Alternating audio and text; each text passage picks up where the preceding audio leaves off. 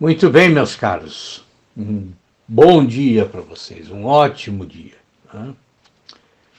Nós estamos aqui, então, já em pleno sábado, prontos para começar a descansar um pouco, não é? Mas, assim, só vai descansar quem pode descansar, não é mesmo? Eu estou aqui, por exemplo, repleto de coisas para fazer, não é? Entre elas, eu preciso terminar a apresentação de um livro, não é?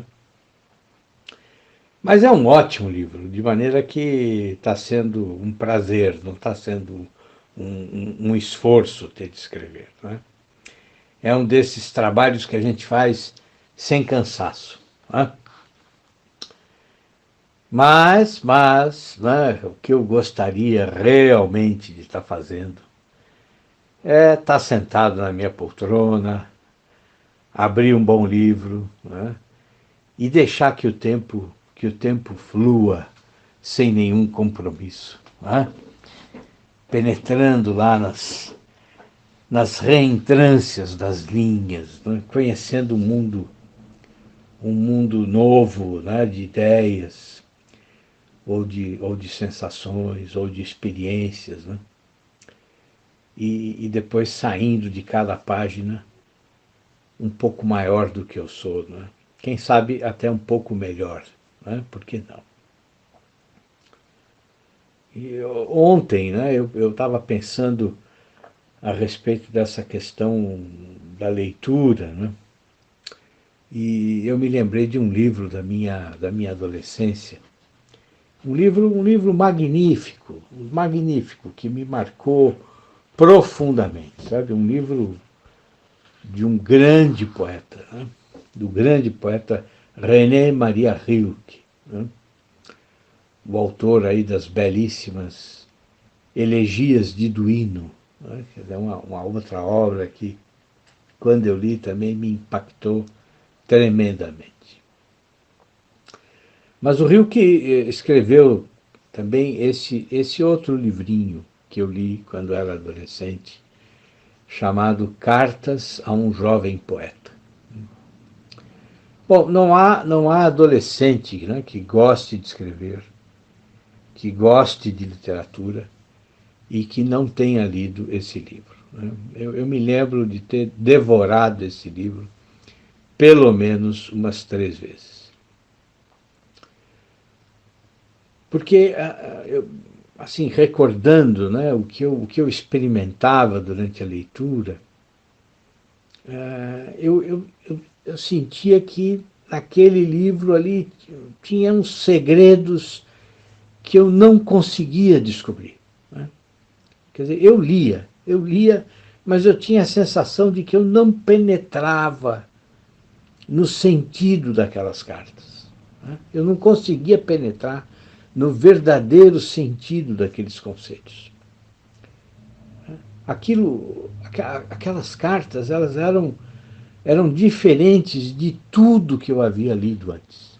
Né? Quer dizer, aquilo não era um manual. Né? Eu certamente comprei o livro, ou emprestei da biblioteca, não me lembro. Mas, assim, pensando que eu ia ter um manual na mão que ia me dizer, né? Olha, se você fizer A e depois você fizer B, bom, o resultado com certeza vai ser C, porque eu fiz e deu certo. Né? Eu talvez imaginasse que ia encontrar isso, né?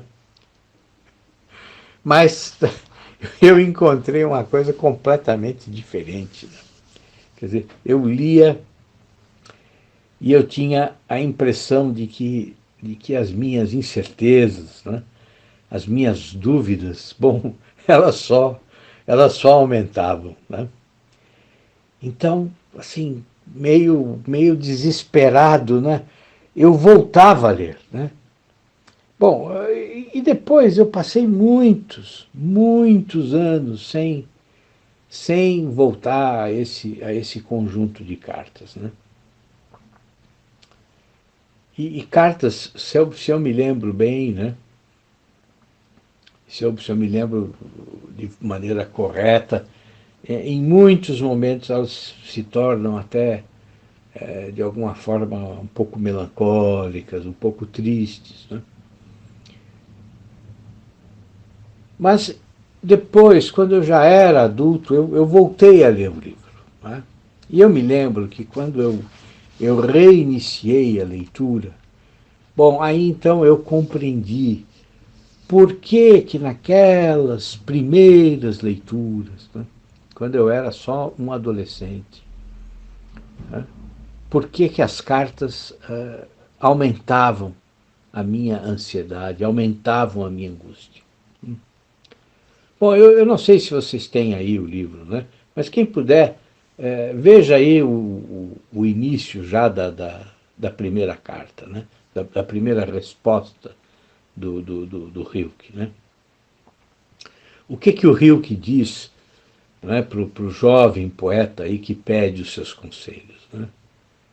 Ele diz, olha, eu posso fazer muito pouco pelo senhor, né?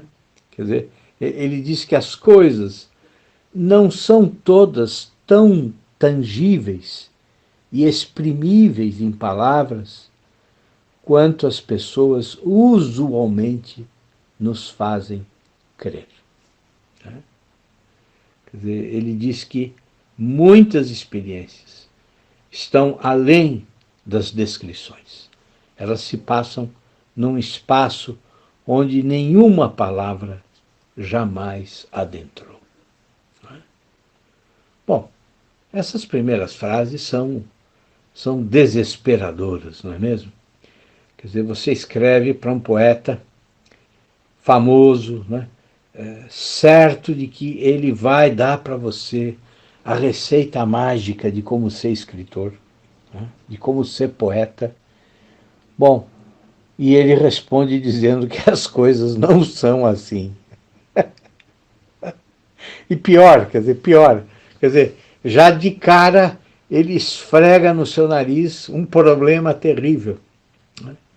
Uma verdade terrível, né? A verdade dessa angústia que todo escritor sente, né? Que todos nós sentimos, né? De perceber que muitas vezes nós não temos as palavras de que nós precisamos, né? Ou de que muitas vezes nós não conseguimos encontrar essas palavras, né? E isso é terrível, né? Quer dizer, você escreve para um poeta famoso, né, achando que, bom, finalmente eu vou resolver todos os meus problemas, né? E o poeta te escreve e te diz que certos problemas são assim mesmo, né? Certos problemas são insolúveis, né? E que você vai passar a sua vida inteira lutando com esses problemas, né? Bom, é de uma sinceridade, é de uma honestidade incrível, né? Mas não é só a sinceridade, né? Não é, a questão assim, não é a resposta que nós queremos quando a gente é adolescente. Nessa época da vida, o que nós queremos é a receita pronta. Quer dizer, nós acreditamos que existem receitas prontas para tudo, né? Nós acreditamos que a vida é simples e que o nosso único trabalho vai ser encontrar as melhores receitas. E aí o poeta, né? O poeta para quem nós confiamos as nossas dúvidas, bom, ele escreve para nós e diz, olha, tem só uma coisa que você deveria fazer. Você deveria penetrar fundo em você mesmo. Cave no seu próprio ser em busca de uma resposta profunda.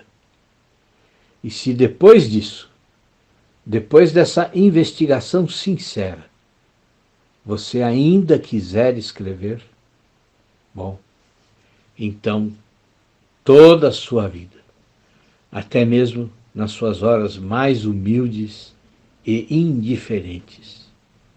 Toda a sua vida deve ser como um signo e um testemunho desse impulso. Meu Deus do céu. É tudo, essa resposta assim, é tudo que o adolescente não quer ouvir, não é mesmo? Quer dizer, o adolescente que se achava, né, que imaginava que escrever era uma coisa simples, né? Que assim, que escrever era talvez a forma mais rápida de fazer sucesso entre as meninas, né?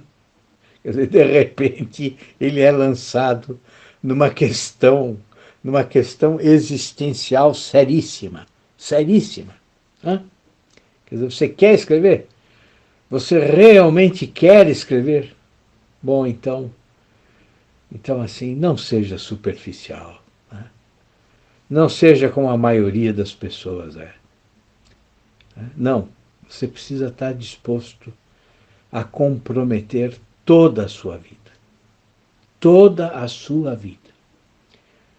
Comprometa cada minuto da sua vida.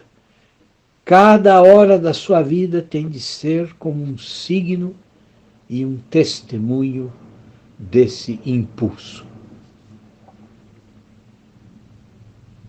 Eu realmente não me lembro o que se passava na minha cabeça, né, naquela época, na minha adolescência. Mas assim, aquilo que eu pensava, né, talvez fosse isso, fosse de que escrever fosse um divertimento, né? Quer dizer, ou talvez eu visse a escrita como uma atividade qualquer, semelhante a tantas outras, né? Mas vejam, quer dizer, eu certamente quando li, né, essa resposta do Rilke, bom, eu devo ter percebido que eu estava numa zona completamente diferente, né? Eu estava visitando uma reentrância da vida que era completamente diferente de tudo o que eu já tinha visitado. Quer dizer, aquilo era diferente, aquilo tinha um peso diferente, né? Pedia uma seriedade que talvez eu nunca tivesse tido. Quer dizer, pedia compromisso. Quer dizer, já não era mais possível ser leviano, ser superficial, ser irresponsável. Era como se aquele livrinho do Rilke estivesse me forçando, né, a entrar na vida adulta. E certamente era isso que me incomodava naquelas antigas primeiras leituras. Né? Porque talvez eu quisesse escrever, mas eu talvez não quisesse a gravidade, não quisesse a seriedade, né? O peso, né? O compromisso de olhar profundamente para mim mesmo. Né? O peso, a gravidade, o compromisso, né? A seriedade de comprometer toda a minha vida inteira, né? No trabalho da escrita. E o Rilke completa, né? Completa com um último conselho. O que ele diz? Ele diz que nada pode nos atrapalhar mais do que buscar lá fora as respostas que só podem ser encontradas nos sentimentos mais íntimos, nas nossas horas mais silenciosas. Ou seja, não bastasse todo o peso e toda a seriedade, bom, eu também precisava estar disposto a trilhar um caminho de solidão, né, em que as respostas só podiam ser descobertas dentro de mim mesmo. Bom, vendo hoje, né, aos 60 anos, essa carta, eu percebo o quanto isso é magnífico. Né? Quer dizer, e é por isso que aos 15, aos 16 anos, nós não conseguimos entender o Rilke. Né? Quer dizer, é por isso que ele nos angustia.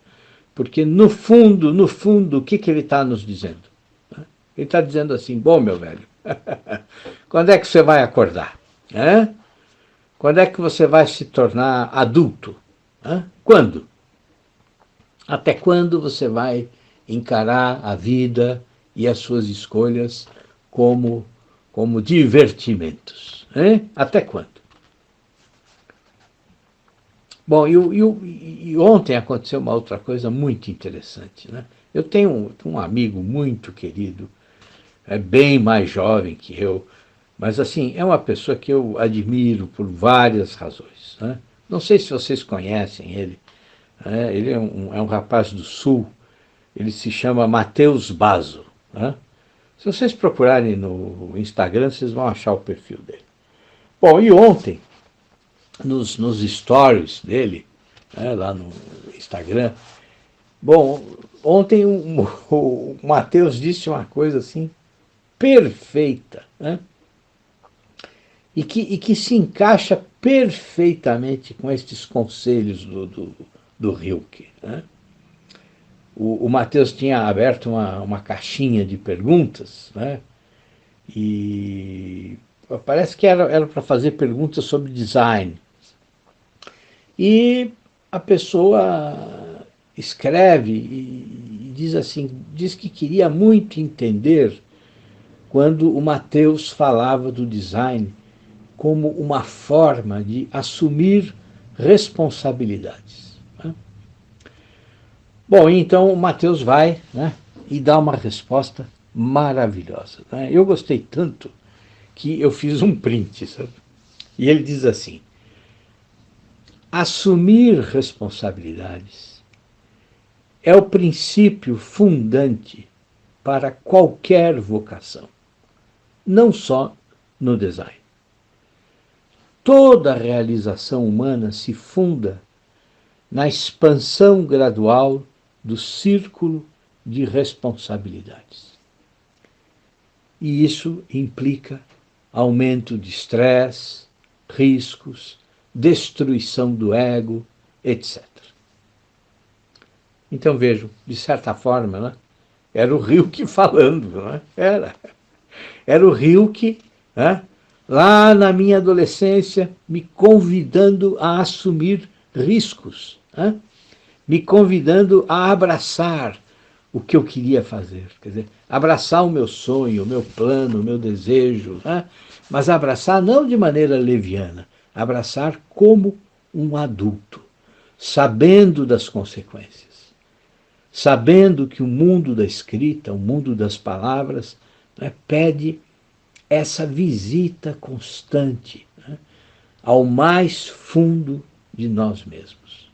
Né, que o mundo da escrita, o mundo da literatura, pede essa luta diária, né, para lidar com os limites da nossa sensibilidade. Né, com os limites e com a expansão da nossa autoconsciência. Né, e também com os limites das palavras. Né, das palavras. Né, mas, ao mesmo tempo, dizendo o quê? Dizendo que ainda assim vale a pena. Vale a pena, claro, se você estiver disposto a assumir riscos. Se você estiver disposto a abandonar as certezas que você tem hoje. Né? E que talvez você tem hoje só porque você olha apenas para fora, né, de si mesmo. Então é isso, meus caros. Eu espero que o Rilke também ajude vocês a descobrir o caminho que vocês devem seguir. Né?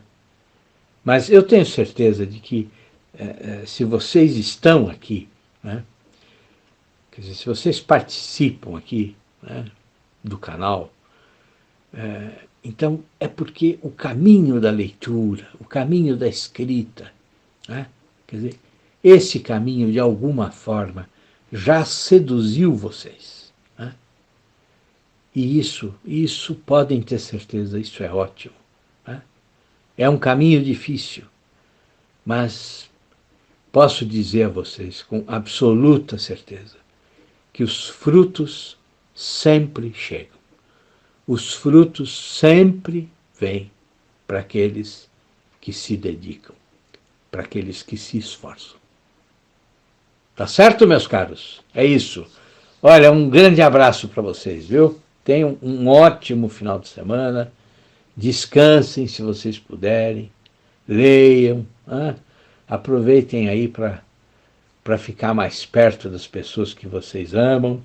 E segunda-feira, se Deus quiser, nós estamos aqui de volta. Um grande abraço para vocês. Tudo de bom, meus caros.